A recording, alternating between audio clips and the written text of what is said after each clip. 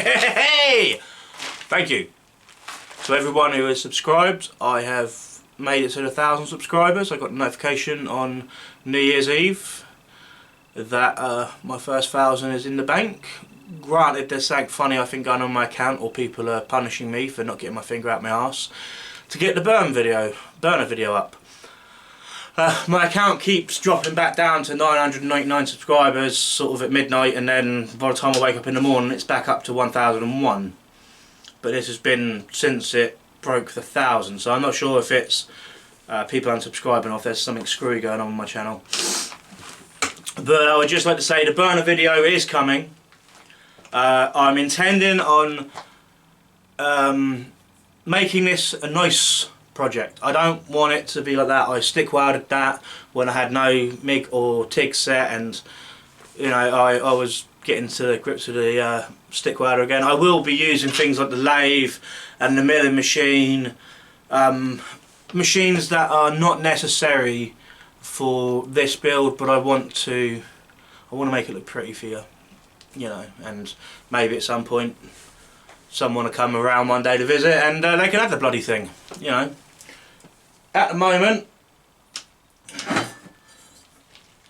burner is at this stage. I've just made the flanges up, but I'm not happy with how I parted it off.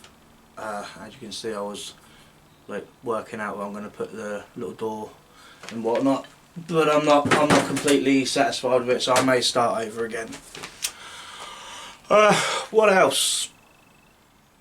Thank you all, everyone who has liked, they've commented, some wonderful feedback from people which I'm really grateful for, and also for everyone who has watched my videos and helping me grow this channel. I started this channel on the 21st of December in 2021, and on New Year's Eve 2022 I broke 1,000. Granted, I did have maybe 5 videos up before that I had literally just filmed on my phone, put up as like, you know, to break the excuse of not starting this. I put the YouTube channel off for so very long, probably about 4 years, maybe 5 years.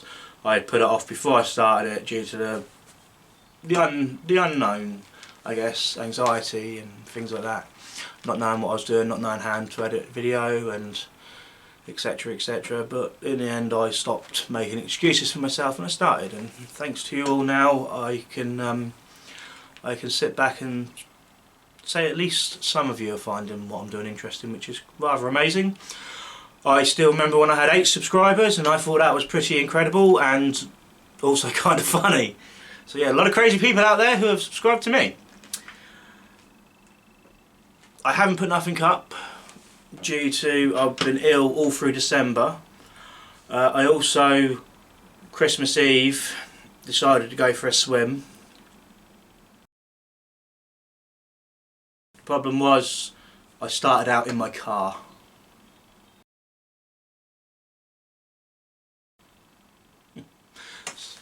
My priority right now is to get my car back on the road. Whilst I didn't hydraulic my engine, I was lucky.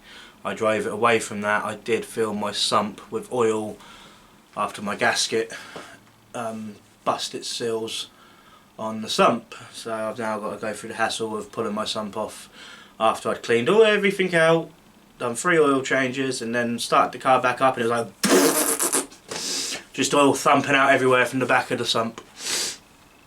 So that will be my priority right now. I'm sorry for that. I did want to have this video ready for you, the burner video, not me chatting at the camera. I'm just doing this to try and save my skin and just let you all know I am still here. I am sorry that I didn't get the video done, but being ill plus the run up to Christmas and then, you know, taking my car for swimming lessons. Lesson: never ever follow a Jeep into deep water, because if they stop and you're behind them, you're screwed. And because I stopped behind them, it allowed the sump to cool down, and I think that sucked all my sealer in and allowed the river into my engine. So yeah, lesson learned. The burner video will be coming. Like I said, I've started it. I may restart it. I want this to be a very nice burner. When I built the original that everyone seems to like, I put it together with stick welding. Granted, this is going to be made out of crap that I've got kicking around, as is most of the stuff I make. I don't really have anything, you know, I don't go buy metal because I'm cheap. This is going to be a heater that will look nice, and that means I'm going to be using things that aren't necessary, like my lathe, my mill, plasma cutters, you know, grinders, whatever else. You could build this with such basic tools. And I have had a few people sort of say to me, oh, it's all well and good you saying this is DIY and simple, etc, etc, but we don't have a £1 million of machinery in our shed. Neither do I. Just to touch upon that, all my machinery has been bought in poor condition. There were a few machines I got recently from a woman who had been widowed, and her husband had taken very good care of her machines. But typically the machines I get have to be stripped and rebuilt, as I buy not necessarily knackered machines, but machines that aren't like restored and that, because I can't afford the thousands of pounds that are added on to the value of a machine. When, like with my Adcock and Shipley, I put in, I think it was about 12 to 14 weeks, as that was fully stripped, rewired. Didn't actually re-scrape it as such because the ways weren't too bad and I didn't have scrapers, but I did sort of run the ways, like find the loose spots and the tight spots, and I cheated and used an old dulled woodworking file that I just put a very small, well, very large radius on, and just scraped it back a little bit. It's not perfect, but the mill's done its job. Rewired it, new motor in it.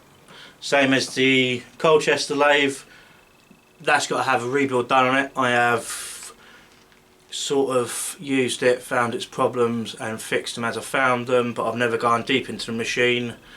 There are issues, especially with the drive pulley and things like that. I've had to cross drill it and then pin it with a scroll pin, because whoever done it beforehand has stripped all the threads out of the end of the shaft and the keyways have been destroyed, so I may have to ideally buy a new part for a replacement part for it, because I think machining one up would be a lot of hassle. Unless I can get all the gears off, that wouldn't be too bad.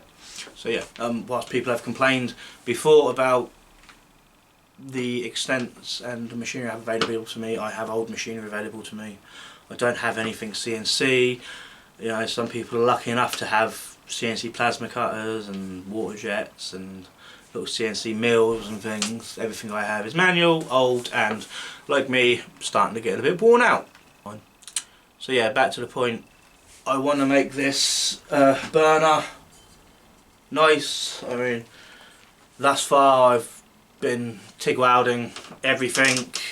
I actually got the my little mini turntable out so as I could drill all my holes at 45 degrees. I'm not happy because I think I need to do 6 holes rather than 8 holes, as it doesn't give a great deal of room once the window's in to get an Allen key in there. But these are things I'll cover in the video. That will be hopefully 2 to 3 weeks time. Unfortunately, whilst I was ill all through December and I couldn't really do anything out here because I was just too rough, towards the end of December there was no time. It was the Christmas rush, and myself and my partner, we host all the family for Christmas, Boxing Day and New Year's. So it's a very busy time of year. Granted, I'm not really involved in that as such, but I help out. And with that, actually, a massive thank you to my soulmate and my partner. 15 years she's put up with me, and she's subscriber number 17, as she loves to keep pointing out. So yeah, it could be that I spend all my time in here, she can put up with me, or maybe because I spend all my time in here is the reason why she shouldn't put up with me. I don't know, but she does. Oh, excuse me. Once the heater video is done, I've got to finish up my grinder, my belt grinder. That's got to have the auto feed belt and all the housing and everything done for it. I've picked up a new tool to to go with my sheet metal working sort of niche area, which I need to do a full strip and restore. It's really in a sorry state. That will be another video coming up. My big thing this year will be, I want to get into my other workshop. I mean, you can see when you look around in here, I haven't even got wall space, I haven't even got ceiling space because there's stuff hanging off my ceiling too. So for me, my focus this year is to get into my new workshop. I've got to wait for the good weather. There's a lot of machinery in there which I promised myself I wouldn't do. I promised I would keep it empty and not put anything down there, but unfortunately opportunities come up. You can't turn them away, and you go and buy a few tons of machinery at a time, and that's all got to come out. So come the good weather, the summer over here, I will be emptying out that workshop to do my floor. I'm torn. I'm thinking of an epoxy floor, self-leveling, because it's easy, but 60 square metres is going to be expensive, about £50 a bag. Or I could do a grano dust floor, which is using granite dust from granite mines mixed with your cement, and it gives you a really hard screed. The downside to that is, whilst it's considerably cheaper per square metre, it's going to kill my back. Screeding a floor that size, and I'm going to possibly have to do it in like bays. I would rather put it all down in one, but we'll see. That's yet to come. So yeah, my big plan for this year is to get in my new workshop. That will be a wonderful day.